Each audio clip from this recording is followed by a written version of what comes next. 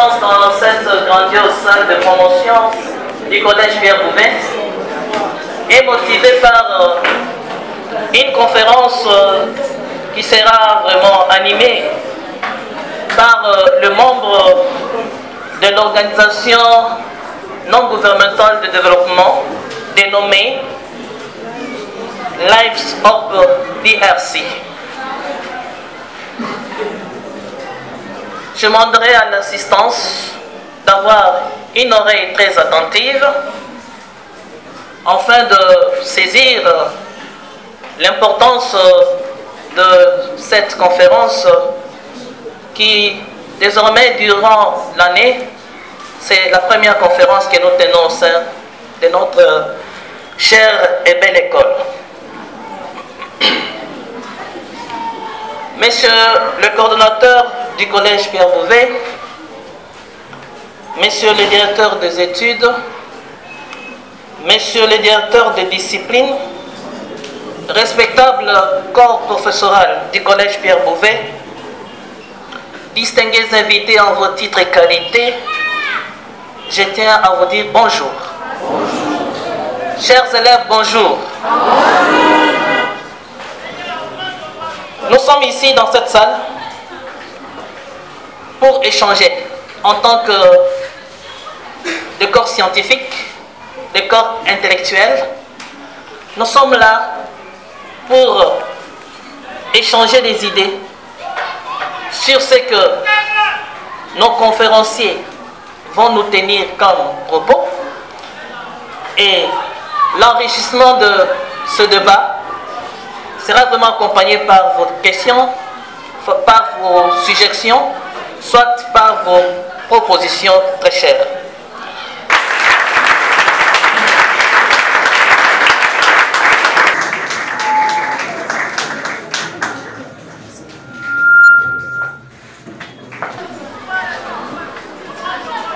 Le thème sur lequel nous allons nous y pencher, nous et vous, c'est genre et assainissement, le rôle moteur de la femme et de la jeune fille dans la salubrité, dans nos milieux de vie.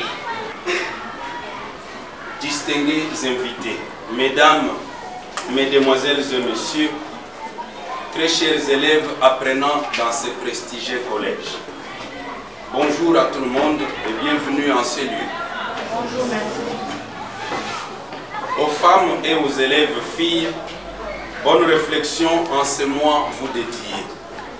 Merci. Nous remercions tous et toutes d'avoir répondu favorablement à notre invitation en participant à cet exposé des conférences.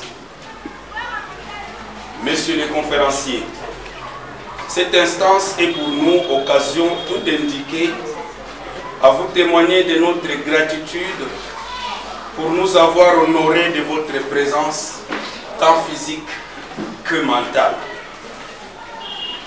Nous voici sans doute en plein mois dédié à la femme, et choisir de réfléchir circonstanciellement autour du thème genre et assainissement, dont la femme et la jeune fille sont la cible par excellence, prouve à suffisance, messieurs les conférenciers, votre souci constant d'inciter la femme et la fille congolaise à faire de nos milieux d'habitation des espaces générateurs de vie et non de mort, des espaces donneurs de santé et non de maladie, des espaces où règnent et s'appliquent les mesures d'hygiène. Pour ce, votre prise de parole en ce lieu pourrait s'en ramener, à mon entendement, un éveil de conscience à toute personne, tout en plaçant au premier plan dans vos propos la femme et la jeune fille. Je voudrais à présent m'adresser à l'assistance, singulièrement à nos très chers élèves. Point la peine, chers élèves, de m'obliger à insister ici sur votre mérite incontesté et incontestable en matière de discipline.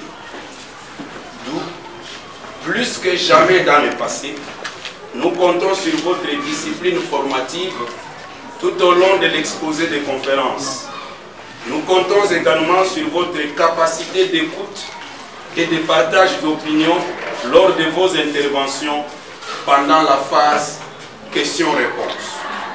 Encore une fois, merci à tout le monde d'être de nôtres en ce moment. Monsieur le conférencier, l'audience sollicitée vous est pleinement accordée. À vous alors la parole. J'ai dit et vous remercie.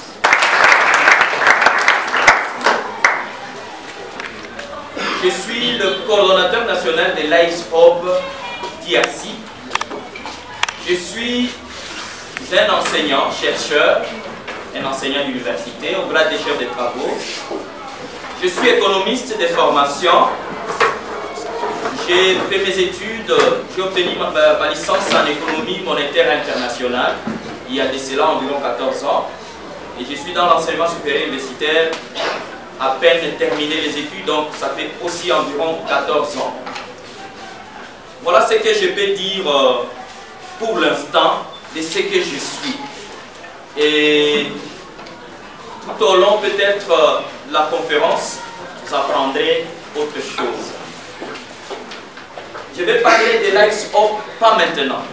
Est une marque de confiance et de considération que vous avez à Lives Hope DRC, la structure qui vous a invité.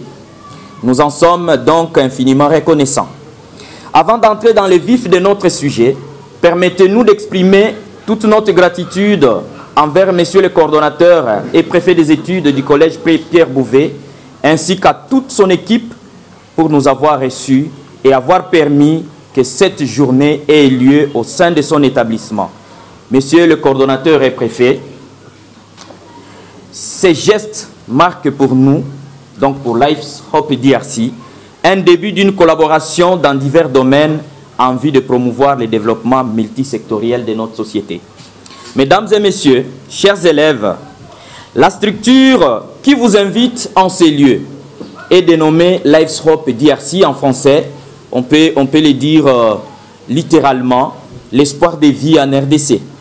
Il s'agit d'une association sans but lucratif, une organisation non gouvernementale de développement qui a été créée le 18 avril 2018 à Kinshasa. Cette structure met au centre de ses actions les jeunes et l'enfant. Son objectif est d'engager la jeunesse congolaise dans un processus d'action de développement garantissant durablement son épanouissement socio-économique et culturel.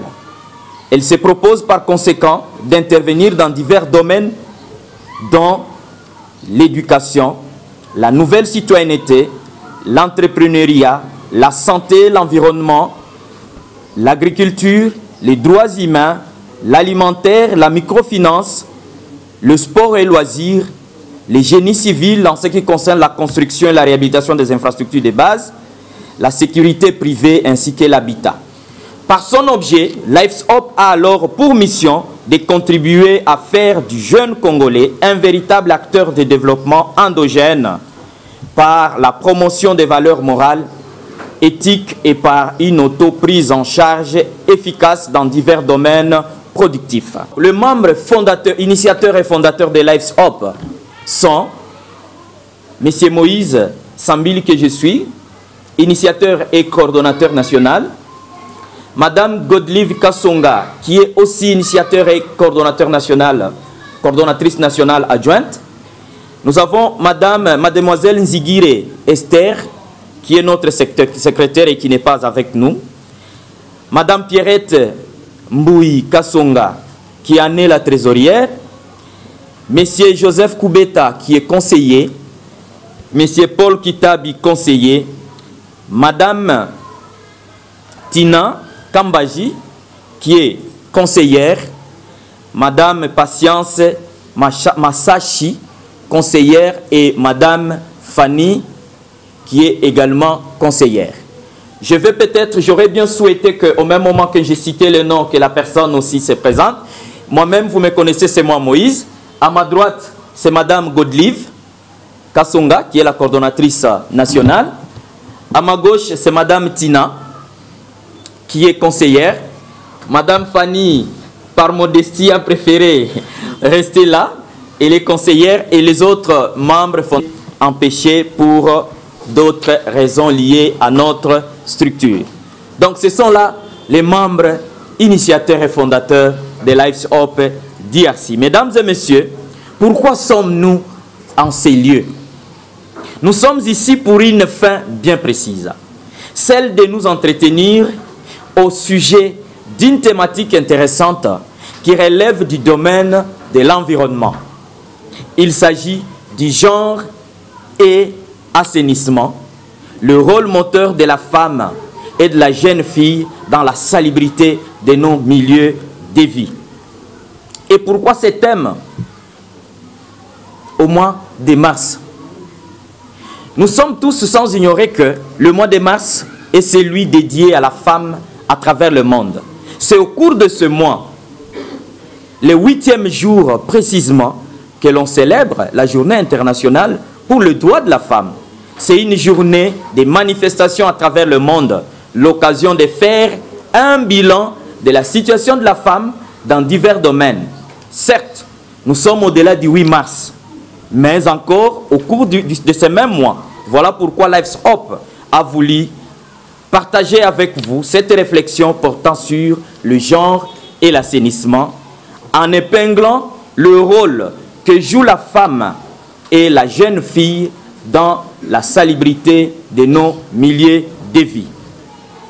L'activité que nous réalisons maintenant constitue une mesure d'accompagnement du projet d'appui à l'assainissement de la ville de Kinshasa par la gestion des déchets, en abrégé ACAGD-KIN au Bongisi, que Lives Hope DRC venait de lancer dans la ville de Kinshasa et dont l'implémentation a commencé par la commune pilote de Monga Fula. La sensibilisation, la conscientisation et l'information de tous s'avèrent donc indispensables pour la réussite de ces projets. Donc si nous sommes là devant vous, l'objectif principal est de vous informer ou peut-être susciter en vous cette information qui était déjà en veilleuse sur telle ou telle autre notion en ce qui concerne la salubrité de nos milieux de vie.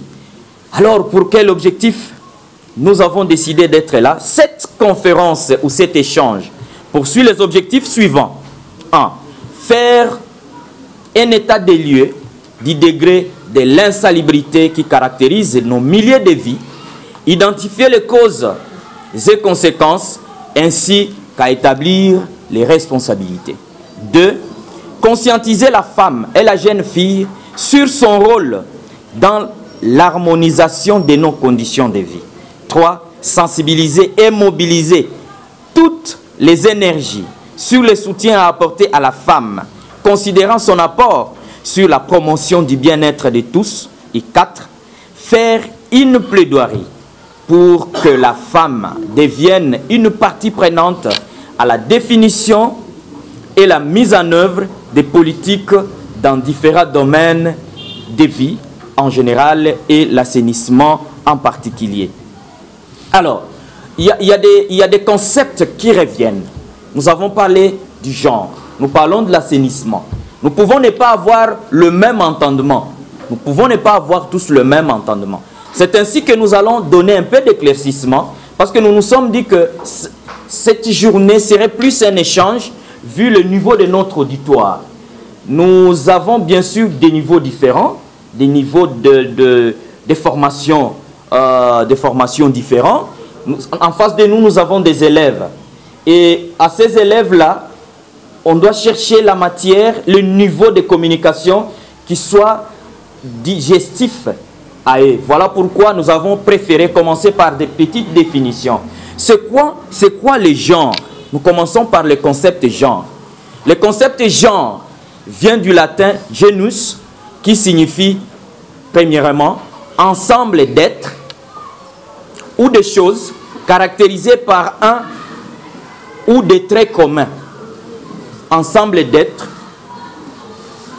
ou de choses caractérisées par un ou des traits communs. On peut prendre un exemple. On dit que le genre humain est capable de tout. Il y a autant de créatures, mais parmi ces créatures, il y a la créature qu'on appelle humain.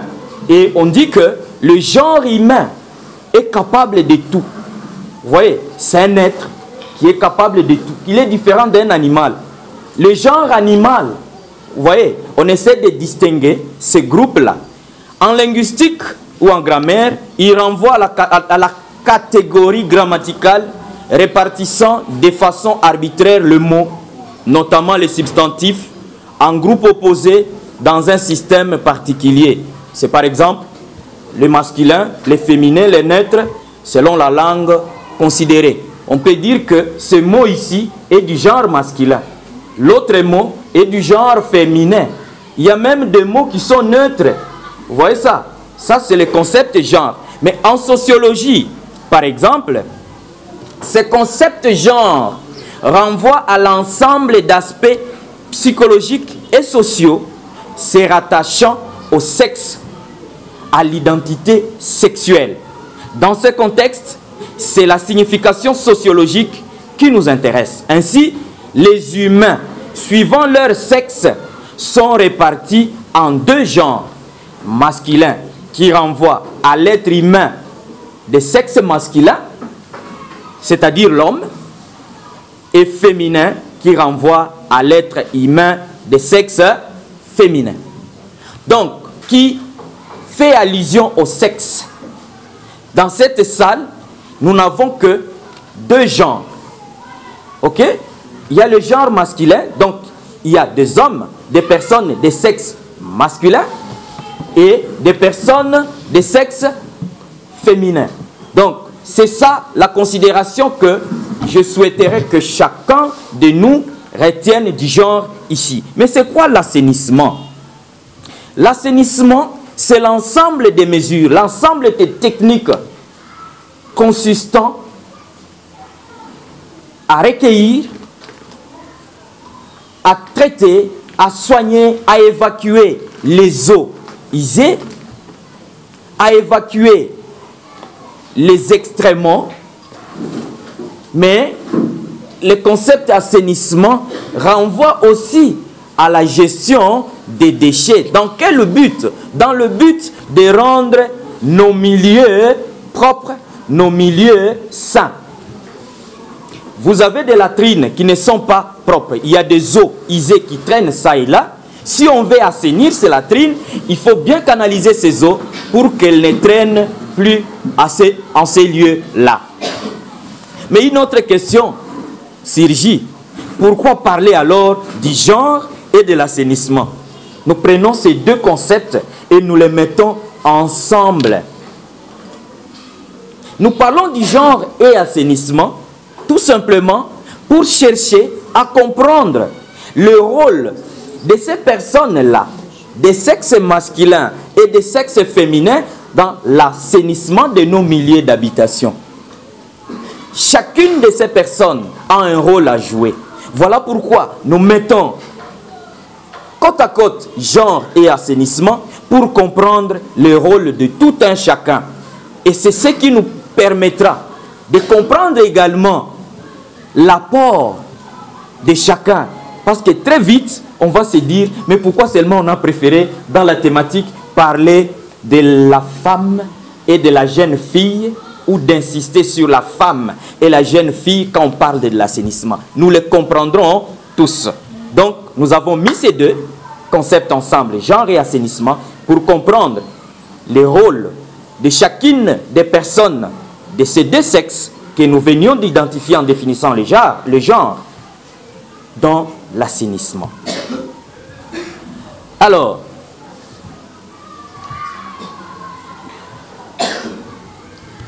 quelle est alors l'importance de l'assainissement? L'assainissement est indispensable parce que nous l'avons défini comme étant l'ensemble des techniques, l'ensemble des mécanismes consistant à la gestion des eaux, à l'évacuation des eaux usées, mais également à la gestion des déchets. Mais lorsque on procède à ce type de gestion-là dans nos milieux de vie, très facilement nous allons comprendre à quoi nous renvoie l'assainissement et quelle est l'importance de l'assainissement. L'assainissement consiste donc à rendre nos milieux propres et sains.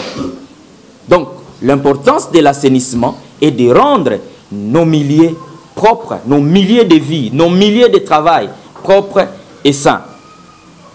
Alors, après cette brève introduction, qui a permis d'apporter des éclaircissements sur la raison de notre présence en ces lieux et nuancer quelques concepts, notre exposé s'articule sur 4 points, desquels suivront la conclusion et les suggestions. Ces 4 points sont la femme au sein de la société, les causes et conséquences de l'insalubrité, le rôle de la femme et la jeune fille dans la salubrité dans nos milieux de vie. Et nous ferons aussi une brève aperçu sur Lives Hope, donc sur le projet AGD KIN de Lives Hope DRC, qui constitue d'ailleurs une réponse idoine à l'assainissement de notre ville. Quelle est alors la place de la femme en société? Je voudrais ici nous ramener à l'histoire de la création. Quand Dieu a décidé de créer le monde, il a créé beaucoup de choses. Tous nous lisons la Bible.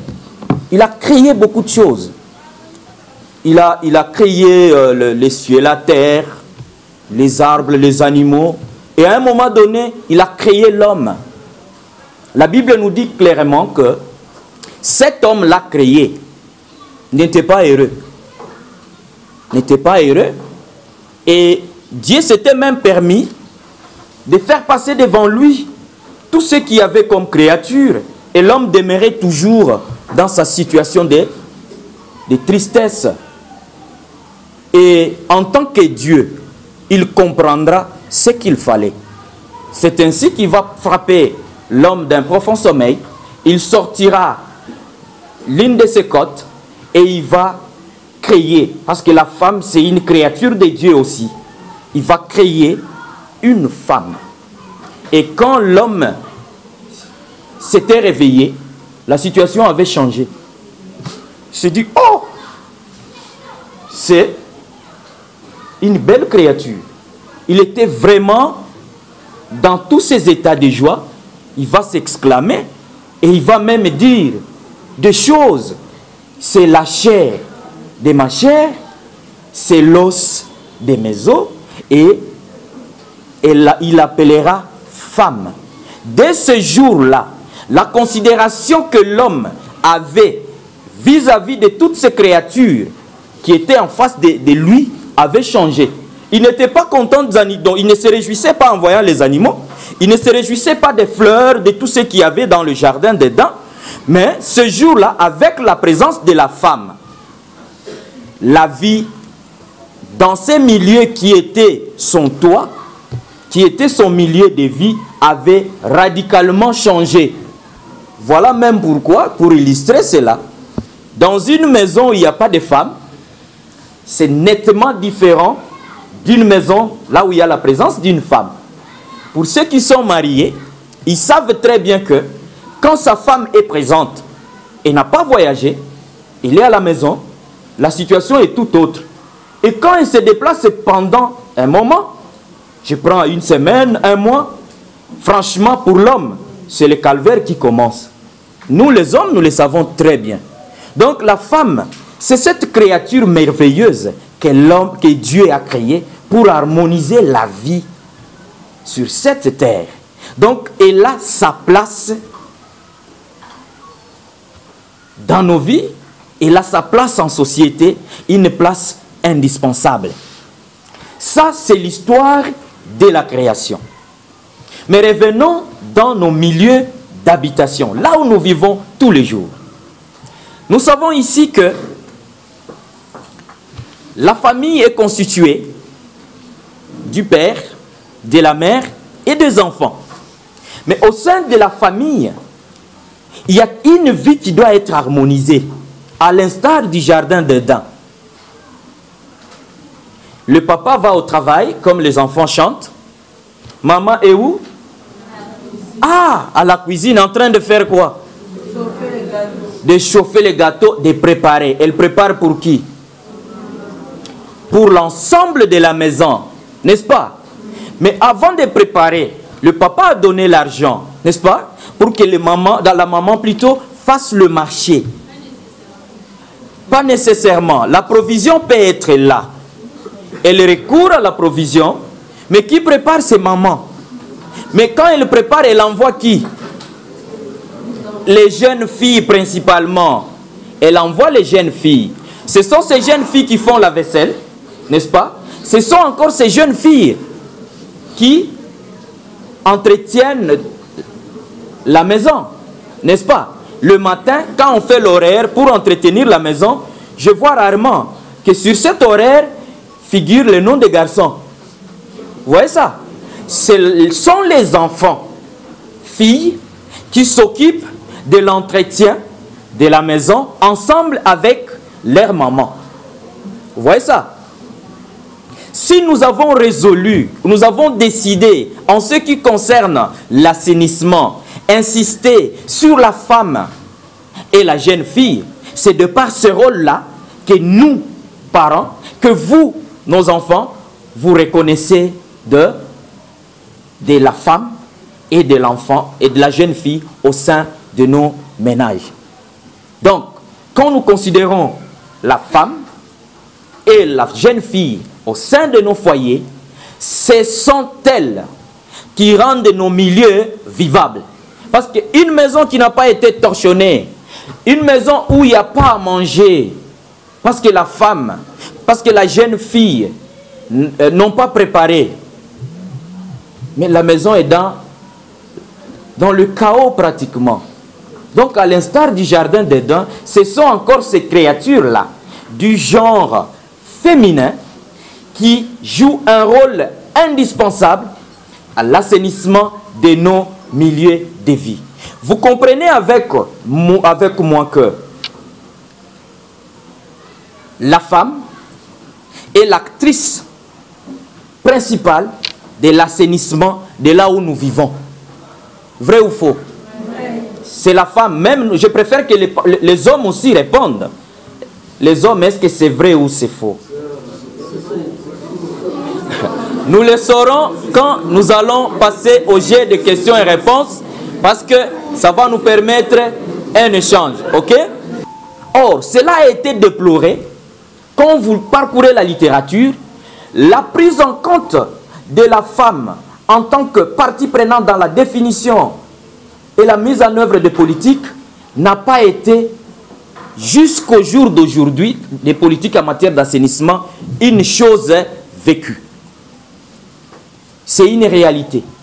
Voilà pourquoi nous avons voulu aujourd'hui échanger avec vous et comprendre que la femme, pour l'assainissement de nos milieux de vue, est cette personne sur laquelle nous nous appuyons, cette personne sans laquelle nos milieux d'habitation sont invivables. Mais quand nous parlons de l'assainissement, il y a des variantes qui découlent de l'assainissement. Un milieu non assaini est comment? Est sale ou insalubre. N'est-ce pas? Un milieu qui n'est pas assaini est insalubre. C'est pour cette raison que nous parlons de l'insalubrité. Mais qu'est-ce qui cause l'insalubrité? Qu'est-ce qui est à la base de l'insalubrité? C'est d'abord l'explosion démographique. Nous sommes dans une contrée, l'espace n'étant pas suffisant, mais la population accroît sans la mise sur pied des infrastructures nécessaires, qu'il s'agisse de routes, qu'il s'agisse de voies d'évacuation des eaux, qu'il s'agisse des latrines et consorts. Ces milieux-là, face à l'explosion démographique, deviendront pratiquement des bidonvilles. C'est comme ça que actuellement, nous vivons à Kinshasa ici, des phénomènes de morcellement des parcelles. Une parcelle qui était de 30 mètres sur 25, vous allez trouver qu'elle a été morcelée 3, 4, 5 fois. Ça devient des petites portions comme ça. Et dans ces petites portions, vous allez trouver qu'il y a autant de familles qui y vivent avec des conditions sanitaires déplorables. Les toilettes restent à désirer.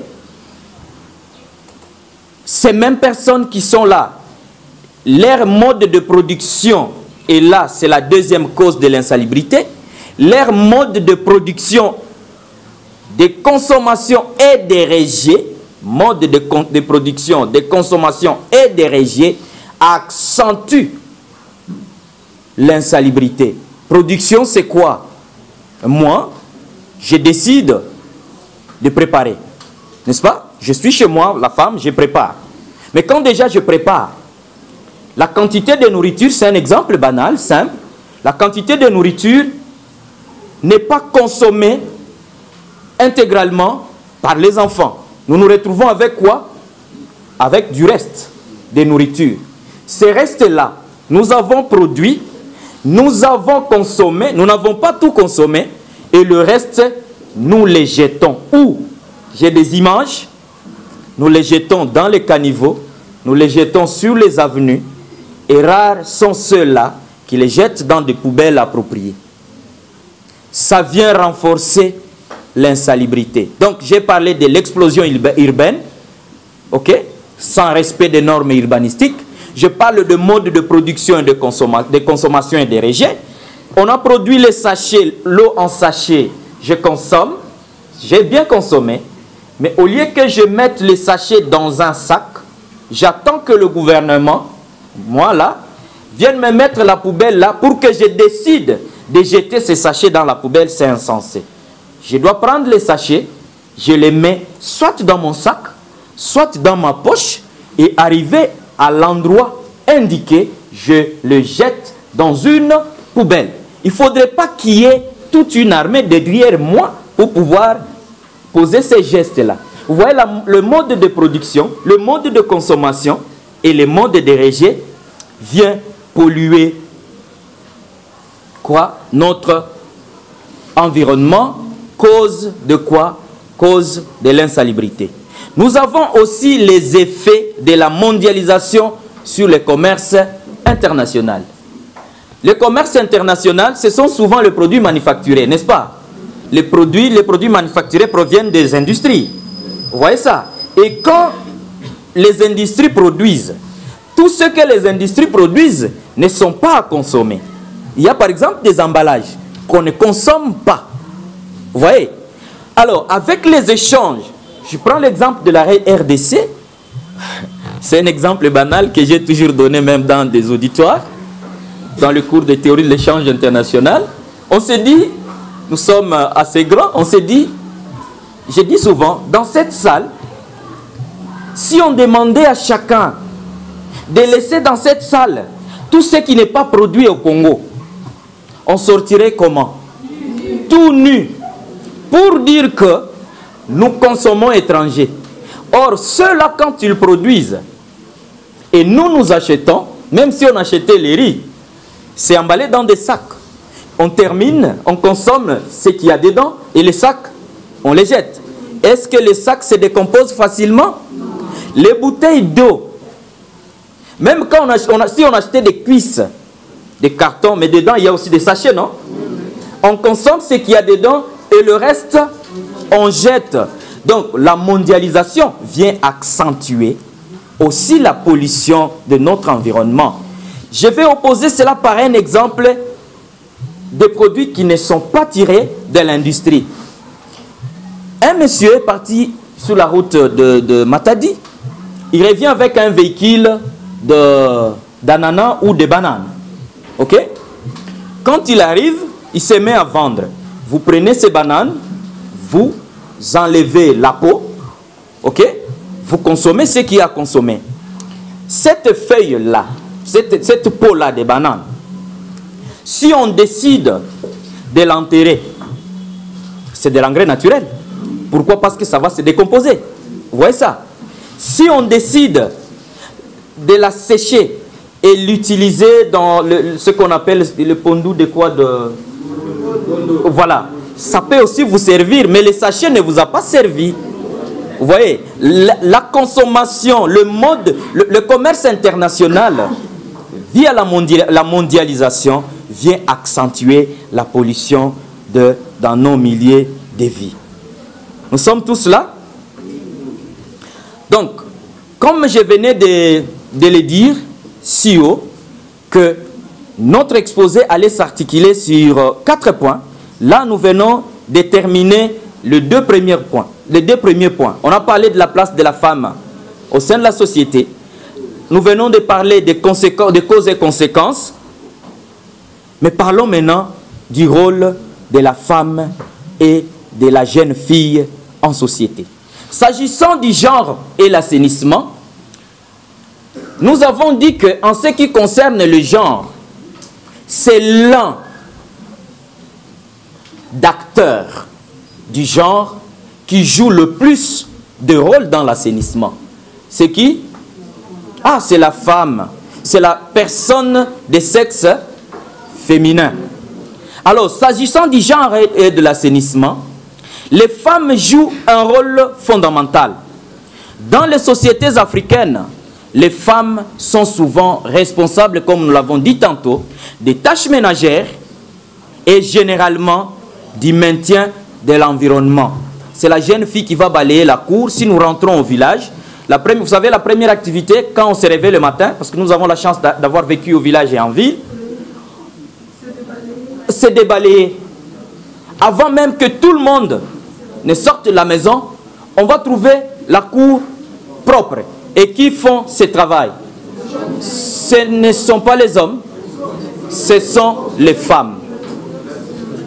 Je suis un homme, je sais de quoi je parle. Ce sont les femmes qui font cela. Alors, la gestion des ordures, l'approvisionnement en eau, la conservation des aliments, l'hygiène des enfants, le nettoyage des équipements sanitaires, ainsi de suite, sont de la responsabilité de qui? Généralement de la femme. Là, nous sommes dans des sociétés africaines. Je parle bien des sociétés africaines. Et si nous rentrons, nous allons en Occident, la situation semble être équilibrée. L'homme s'occupe des tâches aussi ménagères. Ok? Il a été, de par les lectures que nous avons faites, il a été remarqué que le rôle de la femme dans nos sociétés africaines est celui plutôt de rendre nos milieux vivables, propres, salubres. Une étude de la CEDEAO a démontré que les femmes sont de facto chargées des tâches liées à l'eau, à l'assainissement, à l'hygiène, mais elles sont exclues du processus de prise de décision et de mise en œuvre de programmes WASH, ces différents programmes liés à l'eau. Il est donc important d'associer la femme au processus de prise de décision et de mise en œuvre des politiques d'assainissement. Mais il y a un aspect sur lequel nous devons marteler. Un aspect sur lequel nous devons marteler, c'est l'aspect jeune fille. Et à l'aspect jeune fille qui fait partie du genre féminin, nous allons ajouter une dimension aussi importante qui concerne l'enfant en général. Il faudrait éduquer l'enfant, n'est-ce pas? Cette jeune fille, elle n'est pas en âge de pouvoir être associée à la définition des politiques, mais elle est associée à la mise en œuvre. Tout ce qu'on peut faire pour elle, c'est quoi? C'est déjà à partir de ce niveau-ci, l'éduquer, pour qu'elle comprenne réellement ce qu'est sa valeur.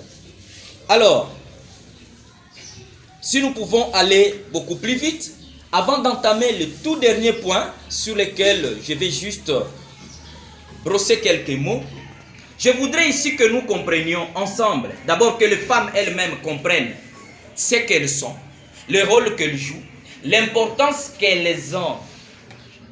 Je l'ai dit hier qu'il y a un penseur qui disait que la femme ne pouvait même pas chercher à s'égaler à l'homme. Elle ne pouvait même pas chercher à s'égaler à l'homme. La lutte de l'égalité. Et celui-là, vous savez ce qu'il a dit? Il a dit ceci: la femme, c'est une créature merveilleuse. Tout ce qu'on lui donne, elle donne de la valeur. On lui donne du sperme. Ça, c'est dans la maison. Et vous fabriquez un enfant, vous produisez un enfant. Vous voyez? Mais cette femme-là, vous lui donnez la maison. Oui, c'est normal. Un enfant. Vous lui donnez une maison. Elle va faire de cette maison un chez toi. Toi, tu es l'homme. Quand elle n'est pas là, tu te sens foutu. Mais vous lui donnez la nourriture, donc la nourriture cuite. Non, cuite. Et te fait un bon repas. Vous voyez ça? Et il y en a autant de considérations liées à la femme. La femme ne devrait pas chercher à tue-tête, crier, se victimiser pour qu'elle soit comprise. Non, elle doit comprendre aujourd'hui qu'elle est indispensable dans la vie en société parce que c'est elle qui vient harmoniser pratiquement la vie. Les jeunes filles doivent déjà comprendre dès les bas âges qu'elles sont des actrices sur lesquelles la société tout entière compte.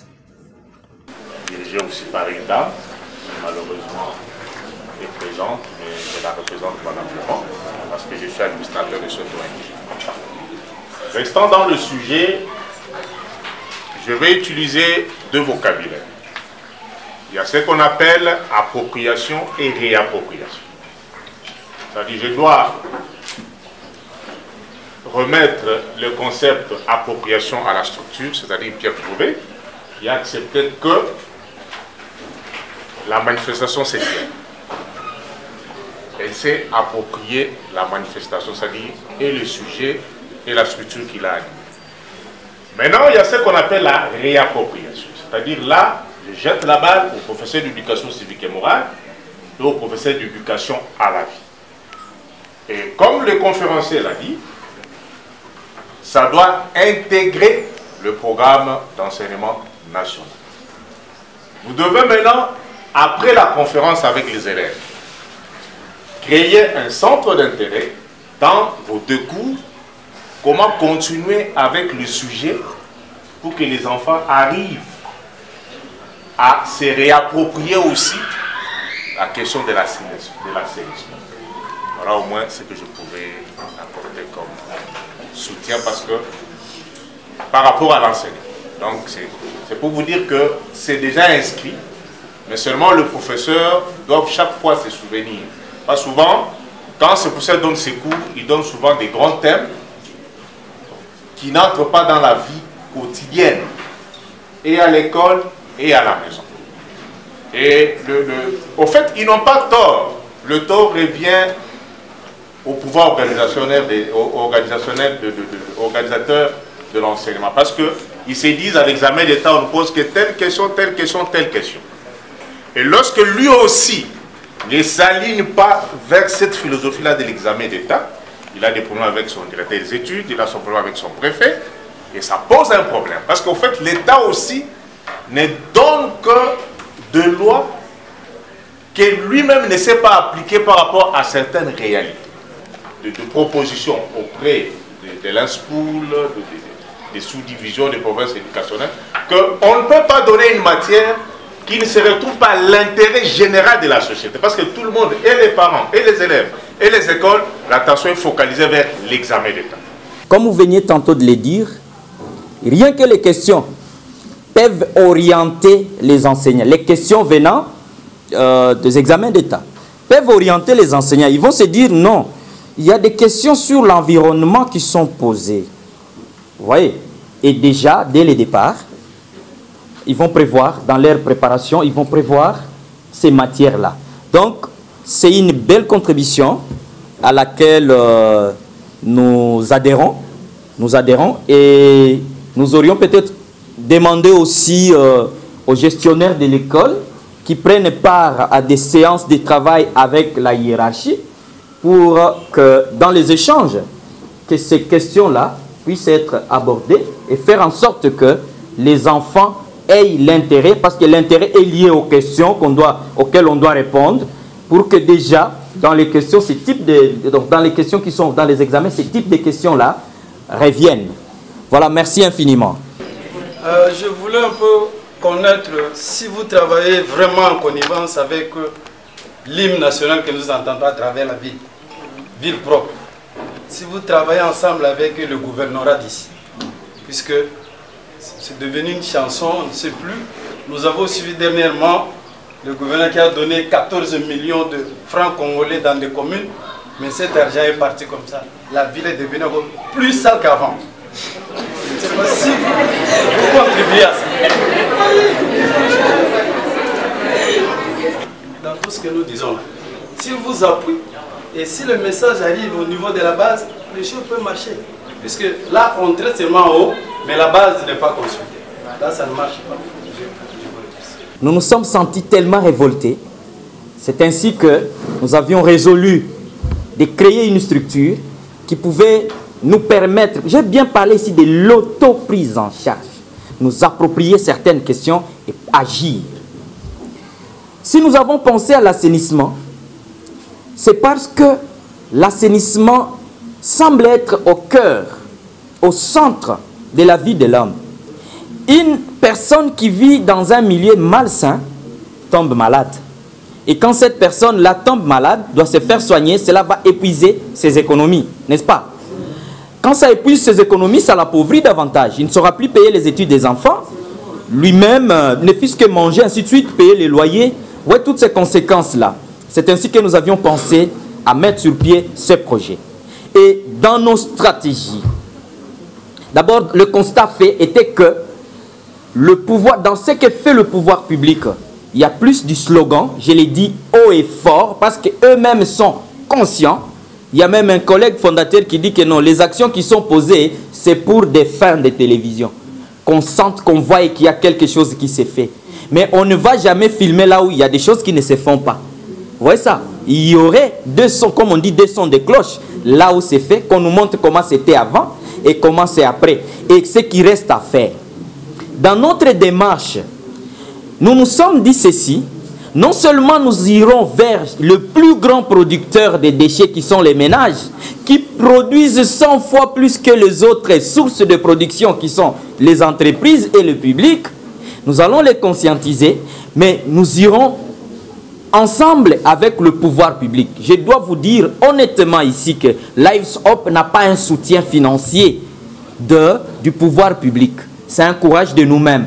Mais dans la démarche, qu'est-ce que nous avons fait?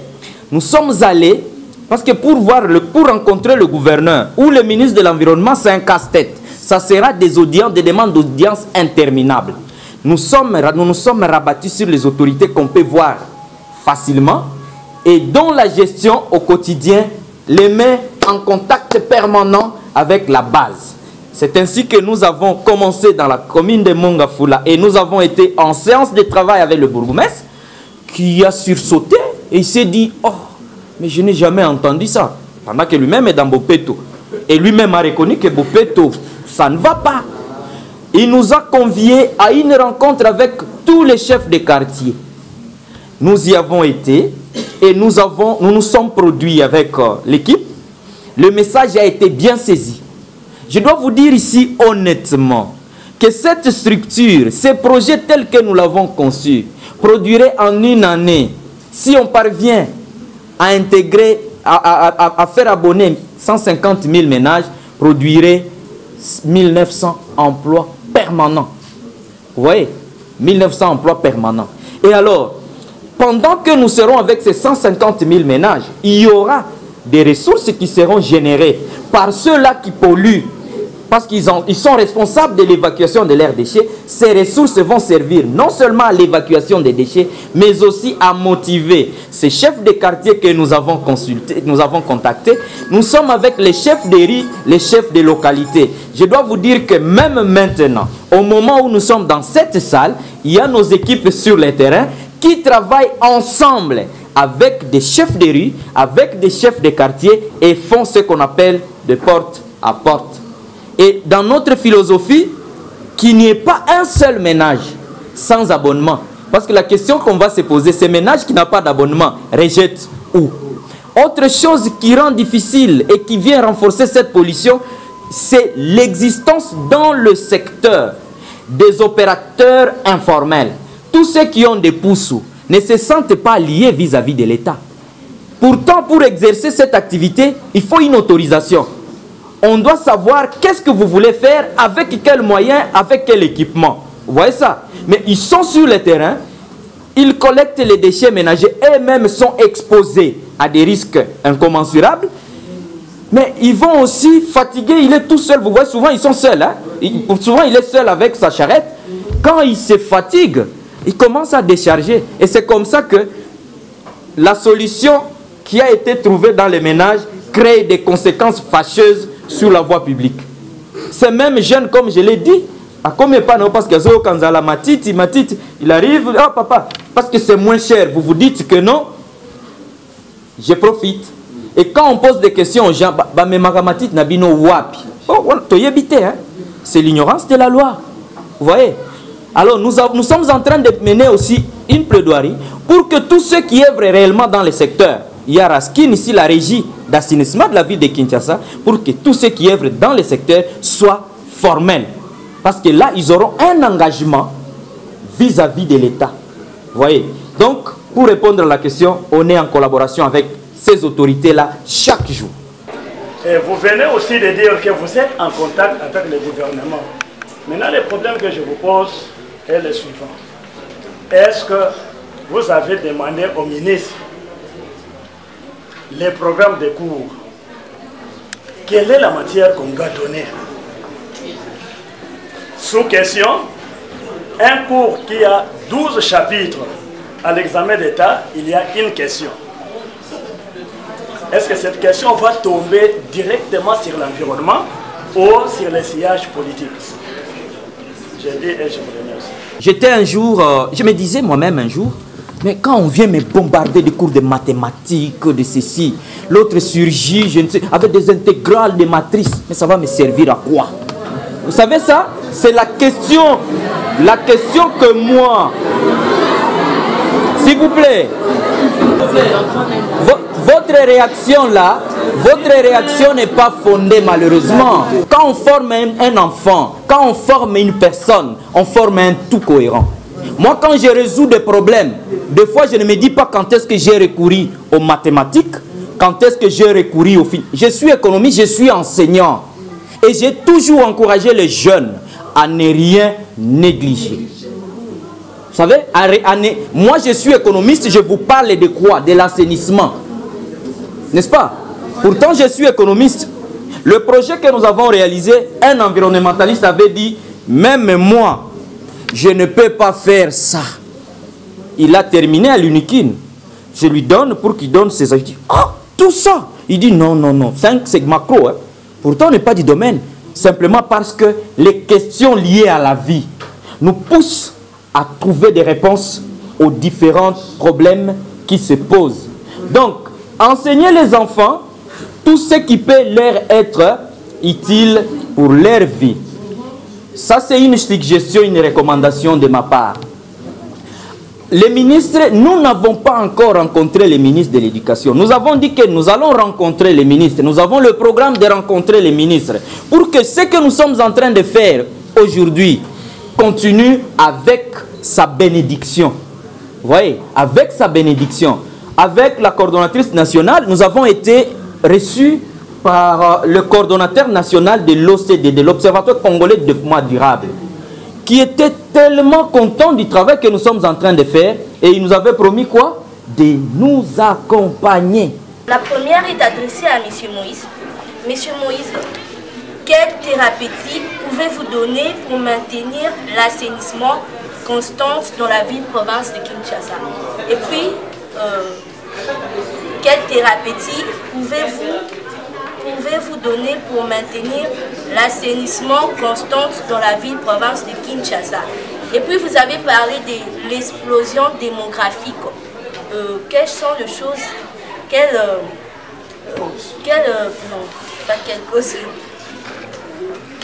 sont les propositions et les mesures préventives que vous pouvez donner pour guérir et éviter ces explosions démographiques?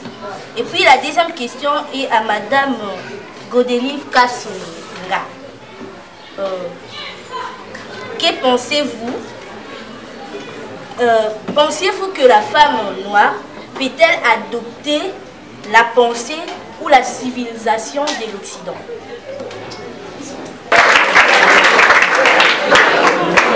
Au fait, en tant que Bantou, nous avons de racines qui nous proviennent de nos pères ou de nos mères que nous avons héritées depuis les temps.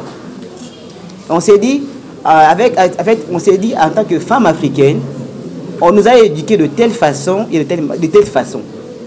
Généralement, on a l'habitude, disons déjà nous en tant que femmes africaines, on ne s'habille pas comme les Occidentaux. Premièrement, si le plan habillement, c'est avec la mondialisation qu'aujourd'hui, nous essayons un tout petit peu d'emboîter les pas européens ou encore occidentaux. Mais est-ce que nous devons réellement adopter ou encore copier tout ce que les Occidentaux font? Certes, il y a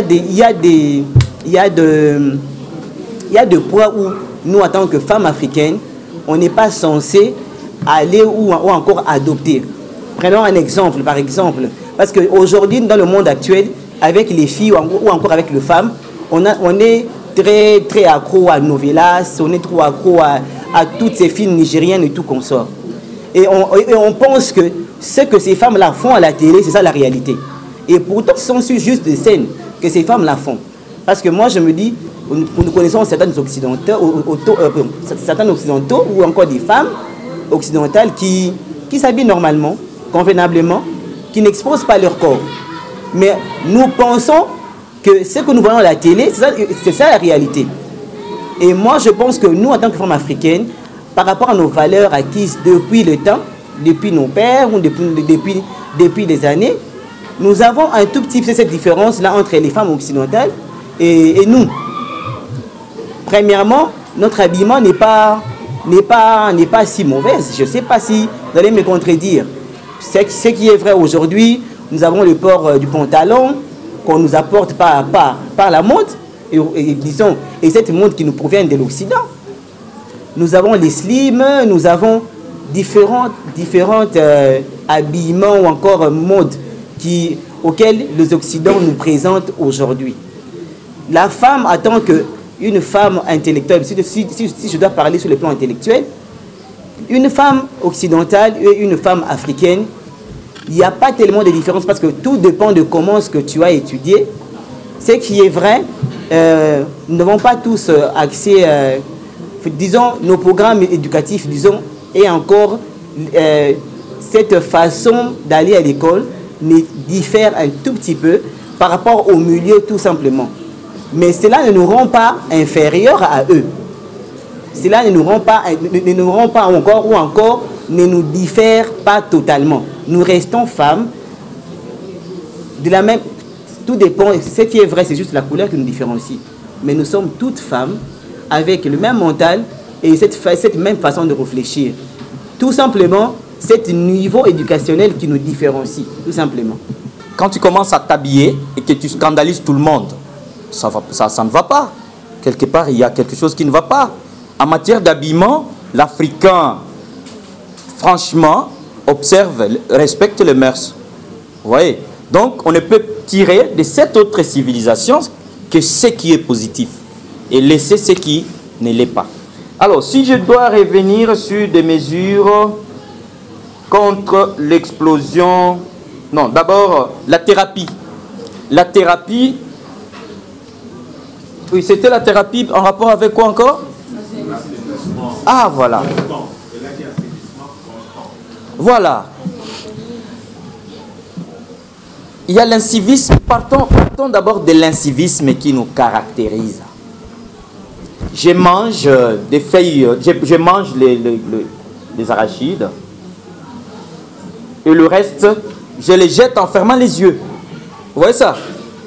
Comme je disais tantôt, est-ce qu'il y a toute une armée derrière vous pour vous obliger de vous comporter de la sorte? Pendant que vous savez vous-même que vous salissez l'environnement. Donc nous devons être armés du civisme d'abord, dès le bas âge. l'éducation que nous recevons de la maison doit faire de nous des modèles en société. Quand je mange, quand je consomme, le reste, je dois savoir où les jeter. Je suis ici à l'école, au collège Pierre Bouvet. J'étais très content quand j'ai vu la présence d'une poubelle. Quand je suis venu la fois passée. Mais derrière la poubelle, il y avait encore un monsieur qui devrait faire le tour pour aller ramasser ce que Itumbu a jeté. Est-ce qu'il est obligé de jeter ça et là pendant que déjà il y a un récipient dans lequel on doit mettre le reste de ce qu'on a consommé. Nous avons bien dit ici, parmi les causes de l'insalubrité, il y a notre mode de production, de consommation et de rejet. Nous rejetons comment? On ne nous interdit pas de consommer, ni de produire, ni de consommer, mais nous rejetons comment? À la maison, les élèves qui me suivent, même les parents qui sont ici, est-ce que nous nous comportons dignement vis-à-vis de l'environnement? Ne sommes-nous pas, quand il y a la saleté, il y a des déchets partout dans nos parcelles, ce sont les voisins qui viennent les jeter? Non, c'est nous-mêmes. Donc, commençons déjà par une bonne éducation. En sortant de cette salle, je voudrais que chacun de vous prenne conscience. Je vous donne un petit exemple pour illustrer ce que je viens de dire. Je disais un jour à Maman Godelive, je revenais d'une démarche qu'on faisait ensemble, il fallait que je vienne lui faire le rapport. Je suis dans le bus et devant moi, il y avait une petite fille de maternelle avec son sac. Elle parlait tellement, son sac était en face comme ça. Cet enfant, à un moment donné, on va lui donner des bananes. La personne qui l'accompagnait lui donne des bananes pour manger. On donne des bananes. C'est une personne adulte qui donne des bananes à cet enfant. L'enfant prend, elle voulait commencer à consommer, mais pendant que l'enfant voulait commencer à consommer, l'adulte commence déjà à consommer. L'enfant laisse, il dit, elle laisse, elle va sauter sur son sac, et je vois cet enfant sortir un flacon de désinfectant. Elle donne à la maman, non, prenez ça. Enfant de moins, si c'est trop, c'est 4 ans. La dame prend et l'en utilise tellement beaucoup, tout ça, et l'enfant reprend sa bouteille. Elle met un peu. Et la dame lui dit, mais ajoute encore, non, moi je n'aime pas le gaspillage. Ouais, c'était ça la réaction de ces bébés. C'est une question du mental. Donc, la culture. Nous devons une vraie thérapie en matière d'assainissement et là-bas. Nous devons changer. Si nous attendrons que l'État fasse tout pour nous, ou qu'il y ait toute une police derrière nous pour adopter certains comportements dignes, nous attendrons longtemps. Parce que le même policier a le même problème que vous. Il va vous demander de ne pas faire ce que lui fait. Il pisse là-bas au coin de la rue. Il va vous interdire de pisser. Vous voyez ça?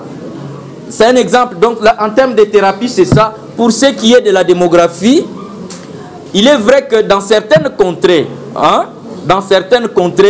on encourage le... Comment on appelle ça encore en démographie? On encourage les naissances. Vous voyez? Et dans d'autres, on les décourage. Nous sommes dans un pays où un fonctionnaire de l'État touche combien? Et s'il doit avoir toute une colonie derrière lui en termes d'enfants, c'est encore une source de problème. Hein? Donc, nous devons tenir compte de nos moyens pour pouvoir mettre au monde. Vous voyez ça? Parce que cette même population, c'est une main-d'œuvre.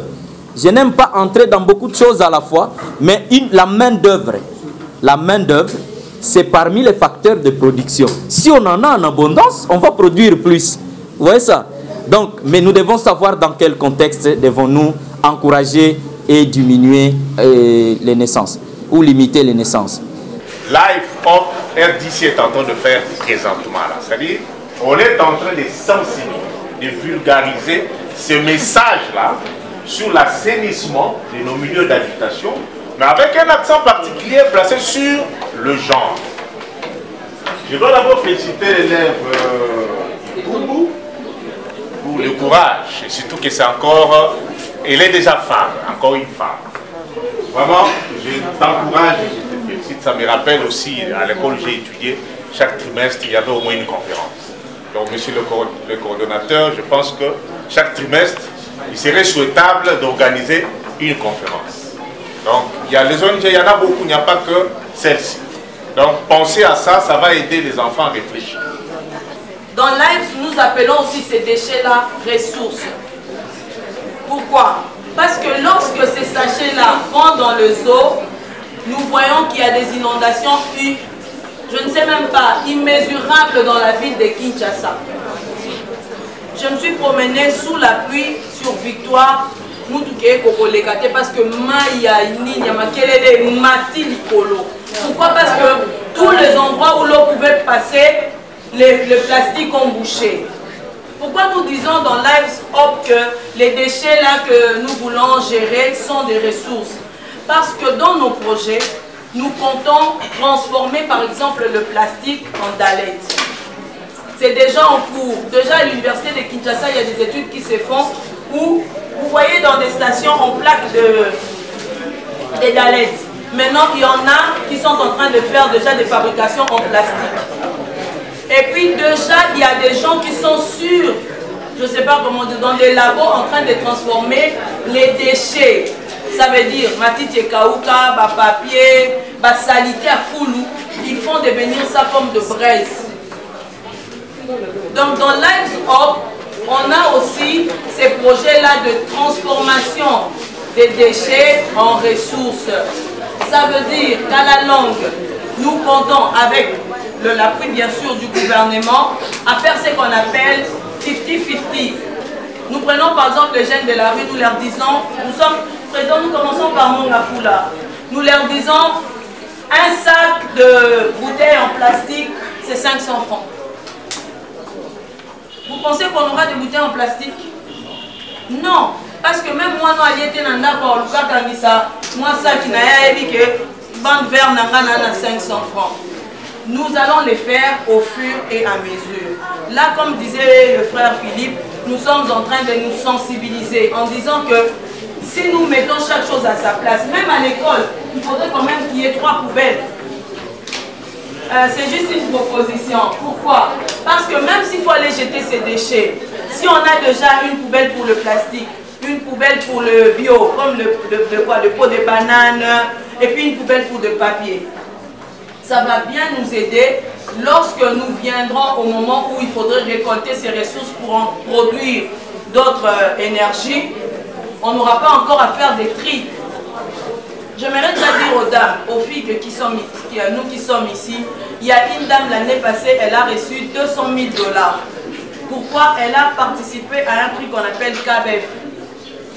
KBF, c'est un prix qu'on donne aux jeunes, à tout le monde, filles comme garçons, hein, hommes ou femmes, qui participent à une action communautaire. Cette femme a proposé qu'elle ira dans toutes les écoles déposer 3 poubelles et qu'elle fera les recyclages de plastique pour les revendre aux entreprises de transformation. Le Congo a besoin encore de production, on ne produit plus. Mais on peut faire de nos déchets, on peut faire de nos poubelles de ressources de production. Qui a martelé sur l'insécurité. Vous voyez, parmi nos objectifs spécifiques, notre personnel c'est qui? Ce sont les chégués, entre guillemets, les enfants déshérités. Ce sont eux notre personnel. Et il y a des objectifs comme ça par rapport à chaque problème. Il y a des projets et des projets qui découlent de ceci. Cette phase, nous disons bien, c'est la phase de la sensibilisation pour nous conscientiser mutuellement. Mais le projet est dans sa phase d'implémentation déjà. Madame devrait avoir des sacs poubelles sur elle qu'on devrait déposer quelque part pour compléter ce qu'on a déjà déposé. Les samedis, donc demain, la première évacuation va s'opérer de Lives Up DRC. Ce projet, l'implémentation a commencé nous sommes en mars, a commencé en février. Le projet n'a pas commencé en 2018. C'est la structure qui a existé depuis cette année-là. Alors, je voudrais vous dire ici une chose pour essayer un peu de répondre de manière ramassée à toutes vos préoccupations. Parmi les causes de l'insalubrité, je n'ai pas abordé l'aspect responsabilité. La responsabilité est partagée. L'enquête nous a prouvé, l'étude que nous avons menée a prouvé noir sur blanc que l'État est responsable. Et même la littérature, quand nous l'avons parcouru, parmi les nœuds du problème, il y a l'État qui pose un sérieux problème en ce qui concerne la mise sur pied des politiques. Il y a des politiques insuffisantes qui existent en matière d'assainissement et le problème des moyens qui se pose avec acuité. L'État, on peut débourser, vous-même vous avez dit, on débourse l'argent et l'argent finit dans le poche des gens. Alors, en ce qui concerne ces déchets qui sont dans les hôpitaux, nous sommes en train de travailler aussi avec les hôpitaux. Nous étions pour parler avec mon collègue. Nous étions pour parler avec mon collègue. Malheureusement aussi, la destination des déchets pose un problème.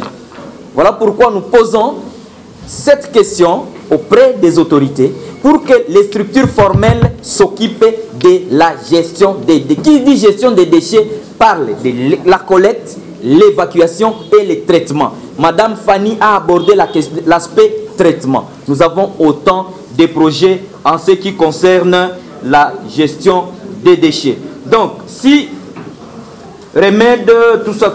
Donc, on doit appliquer pour que les sachets n'existent plus. Il faut appliquer la loi qui interdit la production des sachets et la sanction doit suivre. Mais nous, là, qui sommes des consommateurs, nous devons savoir comment rejeter ce qui reste. Vous voyez? Alors, soyez apaisés avec votre contribution. Parce que je suis en train de me dire déjà ici, si vous êtes à Mongafula ou si vous ne l'êtes pas, demain, vous aurez besoin de nous pour que nous puissions venir gérer vos déchets ménagers et les conduire là où il est faut. Donc, c'est tout ce que je voulais ajouter. Je remercie infiniment M. Philippe qui a abordé beaucoup d'aspects. Je n'ai pas pu, compte tenu du temps, entrer là-dedans, mais je compte vous dire et dire à l'assistance ici, il y a un livre qui a été publié en 1981 qui prévoyait déjà qu'il y aurait autour de 2020 un virus qu'on appelle, je parle bien de 1981, qu'on appelle coronavirus et qui commencera dans la ville de Wuhan en Chine pour attester les livres, je l'ai pas en version électronique, mais les images et les extraits, c'est en anglais, pour dire que c'est effectivement une guerre qui s'engage contre la Chine, malheureusement, qui va s'étendre partout ailleurs pour affaiblir un peu cette hégémonie chinoise à travers le monde. Parce que je dois vous dire aujourd'hui, si vous allez au Katanga, il y a les usines, les entreprises minières qui sont pratiquement dans l'inactivité. On ne produit que pour les marchés. Et si les marchés n'existent plus, tout simplement parce que les usines, les industries sont fermées à cause du coronavirus. C'est la Chine qui a un manque à gagner. Vous voyez ça? Et vous pouvez vous imaginer que les États-Unis d'Amérique peuvent aller emprunter de l'argent à la Chine aujourd'hui parce qu'ils l'ont déjà fait, autant de milliards. Vous voyez ça? Donc c'est une guerre. Nous devons avoir nos apaisements. Seulement, nous invitons nos jeunes à prendre des précautions, des mesures. Quand vous êtes là, je place ces mots, quand vous êtes côte à côte et que vous devez tousser, faites ça. Vous toussez comme ça. Pourquoi vous faites ça? Vous toussez. Pourquoi? Parce que vous risquez de faire ça ou comme ça et puis vous cédez la main à l'autre. Voilà pourquoi dans les recommandations, on fait ceci. Et quand vous voulez tousser, essayez un peu de vous éloigner des autres parce que le virus ne peut pas aller au-delà d'1 mètre. Vous voyez, dans les airs. Ce n'est pas qui, au fait qui a changé de fleur en devenant ONG. Sinon, je vous rassure ici devant l'école où je suis président du comité de parents, que vous aurez le soutien de tous les parents. Et si oui, vous voyez ce qui se passe à travers la vie communautaire. Il y a un problème d'assainissement. Là où vous entrez pour donner cours, vous piétinez les sachets, des papiers et d'autres saletés. Mais vous vous permettez de donner cours, de dispenser cours, sans regarder là où vous piétinez et sans regarder là où les étudiants sont assis et là où ils piétinent. Mais à la fin de votre cours que vous avez dispensé, vous sortez. Maintenant, je m'attaque à l'université, pas à vous. Mon TP coûte 500 francs. L'étudiant qui n'aura pas contribué aura 0. Mon syllabus, 5 $. est-ce que vous vous rendez compte de la situation de l'université et de la saleté de l'université, là où vos étudiants sont en train d'évoluer?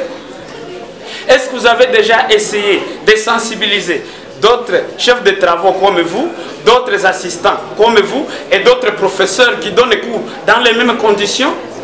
Moi, j'ai été là. Si je vous parle, ce n'est pas une utopie. J'ai vérifié, j'ai vu ça et j'ai assisté même à un cours puisque je suis le fruit de l'UPEN. Et ma deuxième peut-être préoccupation, moi je vous demanderai de commencer à l'université, puisqu'il y a un adage romain qui dit les poissons commencent à pourrir. Et on ajoute encore, il n'y a pas de mauvaises troupes, il n'y a que de mauvais chefs. Qu'est-ce que je voudrais dire là? Ce n'est pas les chefs physiques dont je veux parler. Moi je vois l'université comme un milieu qui peut aider au développement, qui peut essayer d'éclairer le monde. Et si l'université ne parvient pas à éclairer le monde, vu la saleté, donc dans la saleté qu'on retrouve dans les universités, je ne pense pas que si vous donnez cours dans un milieu insalubre, vous allez vous attendre à quoi de vos étudiants? Merci. Ok, nous continuons avec les questions. Des déchets. On peut bien recycler les déchets, oui, mais le souci de tout le monde est que ces déchets-là disparaissent complètement pour qu'on ne les trouve plus. Déjà qu'on va recycler par exemple une bouteille d'eau en plastique pour le reformer peut-être en ce qu'elle avait dit, j'ai oublié le transforme. Voilà. Cela retournera seulement à l'état initial de la chose qui était le plastique.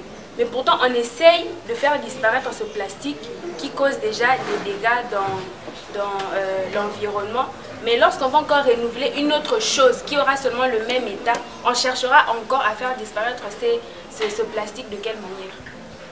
Parce que le souci de tout le monde est que ce plastique disparaisse complètement. On peut bien changer l'état de la chose, ça peut devenir peut-être une assiette, mais toujours en plastique. Et si ça abîme et qu'on jette, comment faire pour faire disparaître ce plastique pour que l'environnement soit sain?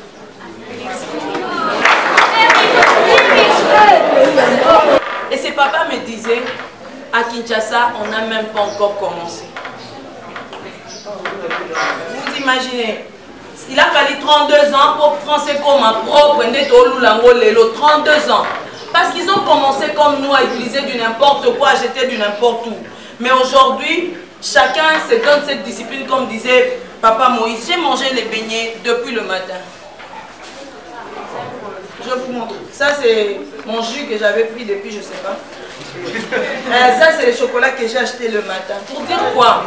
Si chacun de nous commence déjà à mettre, à assainir lui-même son environnement, et puis cette transformation ne fera que réduire d'abord. Parce que les temps que les Dalets prendront en marchant dessus, ça serait plus propre que de voir des bouteilles stagner dans l'eau. Ça, c'est de 1.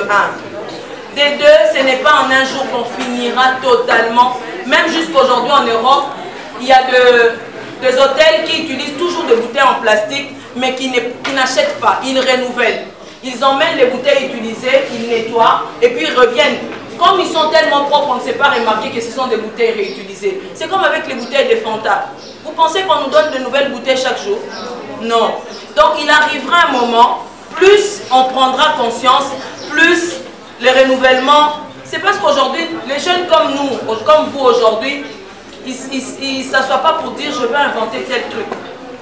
Vous ne pensez pas à ça parce que vous avez trop de choses. C'est comme si vous étiez des parents comme nous. Mais il arrivera un moment où, lorsque vos besoins vont atteindre satisfaction, vous n'aurez plus qu'à réfléchir comment améliorer l'assainissement dans ces pays. Nous, on commence, mais après, nous, vous venez, non? Voilà, nous, on propose déjà ces Dalets. Et au fur et à mesure, ensemble, comme on dit, la science, elle est progressive. Hein? Donc, on ira de mieux en mieux, mais en tout cas, ne pas dire demain, on finira avec la saleté en RDC. Voilà. Si dans les échanges, nous sommes parvenus à décidé de mettre sur pied un projet qui cadre, qui rentre dans les domaines de l'assainissement, parce que nous avons été révoltés par la médiatisation de Kinibopeto et les réalités que nous vivons sur le terrain. Pourtant, c'est nous qui sommes les premières victimes, nous la population. L'argent qui est utilisé, ces millions de francs congolais, ces millions de dollars, c'est l'argent du contribuable congolais que je suis, que sont les parents qui sont ici. Avec tous ces résidus de feuilles de manioc et consorts, c'est la braise qui ne pollue même pas l'environnement. Il n'y a pas de fumée. Alors, monsieur le géographe, pour ces objets plastiques, il faut 400 ans pour penser à une simple décomposition. Pas 4 ans. 400 ans. Et tous, nous ne serons plus là. Donc, oui, si nous les enterrons, en tout cas, nous détruisons notre propre millier de vies. Voilà, je vous remercie. Comme il n'y a plus de questions, nous supposons que toutes les questions sont là. La seule recommandation que nous vous donnons, c'est de vous approprier cette journée, c'est de vous approprier le message que nous venons de faire passer ici. Nous tenons à remercier l'autorité qui nous a accueillis et toute son équipe. Point important, nous avons vu qu'on nous a donné des précautions, on nous a donné des exemples à suivre pour assainir notre milieu, que ce soit dans notre milieu éducatif ou le milieu dans lequel on vit, pour vivre dans un environnement sain. C'est tout ce que moi je peux dire d'abord. Bon, cette volonté-là, cette décision-là ne vient pas de nous. Et moi je dirais que c'est mieux parce que grâce à ces conférences, nous avons des opportunités, nous avons la chance d'acquérir des connaissances, d'acquérir des nouvelles connaissances qui nous permettront de mieux vivre quotidiennement tout au long de notre vie.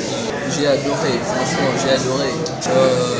Lorsque nous avons parlé de déchets contenus dans l'eau et comment procéder pour arranger cela, évacuer tous ces déchets-là, j'ai beaucoup aimé, et assainir son lien de vie, c'est ça. D'abord, la conférence avait vraiment des points capitaux que j'ai énumérés en tout cas. D'abord, la place de la femme par rapport à l'assainissement. Donc, il est demandé à chaque femme, à toutes les femmes, d'assainir là où elles se trouvent. Parce qu'elle est d'abord la consommatrice par excellence, si je pourrais dire. Donc, c'est elle le centre de gravité sur le plan familial, sur le plan social. Donc, il y avait aussi, pour l'assainissement, il y a aussi l'éducation. Donc, on a soulevé le point peut-être de l'éducation. Si une personne est réellement éduquée, elle aura le sens de l'assainissement dans le sang. Donc la personne fera des mesures préventives pour éviter l'insalubrité dans la ville de Kinshasa ou ailleurs. Ce que j'ai pu retenir, c'était le rôle de la jeune fille ou de la femme dans l'environnement ou l'assainissement. Il nous a été dit dans cette conférence que la femme, dès les commencements, elle a participé dans l'environnement et dans la création de cet environnement. Donc elle est aussi la meilleure qui peut tenir encore à ce que l'assainissement soit sain, afin que l'environnement soit sain, l'environnement soit vivable, pour éviter tout ce qui est pollution et tout, insalubrité. L'État congolais a besoin des acteurs. Et je pense que l'ONG Lives Hope DRC est parmi ces acteurs très efficaces et actifs qui peuvent aider la RDC, surtout en matière d'assainissement. Dans son projet d'assainissement, en disant que dans chaque ménage, il faudrait qu'il y ait un abonnement. C'est au fait rejoindre la commune dans son département hygiène, qu'il puisse reprendre, parce qu'il existe déjà, qu'il puisse juste réactiver cette hygiène au niveau d'abord de quartier, au niveau des avenues, au niveau de la commune, et en plus que chaque bourgmestre puisse prendre conscience de l'assainissement de sa commune et amener chaque commune à assainir son environnement. Après, ça sera au niveau provincial. Si la ville de Kinshasa s'approprie du projet de Lives Hope DRC, nous pensons que Lives Hope DRC, avec son projet, Obongisi, donc c'est une question qu'on nous pose. Obongisi wapi? Est-ce que Obongisi dans Ndakuno, Obongisi dans le quartier, Obongisi dans l'avenue, Obongisi wapi? Si chacun là où il est se pose cette question, est-ce qu'il y a Obongisi? Surtout cette femme qui aujourd'hui on célèbre le mois de la femme, cette femme doit s'impliquer en disant na Bongisi environnement, na Bongisi quartier, na Bongisi sika na zolamba, na garder ba déchets nanga correctement pourvu que nuire après na dans l'environnement. La conférence que nous venons d'animer aujourd'hui a porté sur le genre et l'environnement. Et de cette grande thématique, nous avons ressorti une thématique bien précise qui a fait l'objet de cette conférence. C'est le genre et assainissement, le rôle moteur de la femme et de la jeune fille dans la salubrité de nos milieux d'habitation. Voilà le thème que nous avons voulu partager avec les personnels de cette institution, avec les élèves et les différents invités. L'objectif essentiel était de pouvoir partager, échanger sur le rôle que joue la femme dans la salubrité de nos ménages. Vous le savez très bien, si je parle des ménages, j'essaie un peu de limiter, mais vous savez très bien que ce sont les femmes, ce sont les jeunes filles, ces personnes du genre féminin qui s'occupent de l'ensemble d'activités, des tâches ménagères, qu'il s'agisse de l'approvisionnement en eau, de faire la vaisselle, de cuisiner, du nettoyage, de la gestion des ordures. Mais ce qui est malheureux, c'est de voir que dans la définition et la mise en œuvre des politiques, des différentes politiques nationales, elles ne sont pas associées. Elles doivent être actrices dans la définition et la mise en œuvre de ce. De manière générale, c'est pas pour moi, c'est la réalité. Nous sommes des hommes, nous venons des ménages, nous venons des maisons.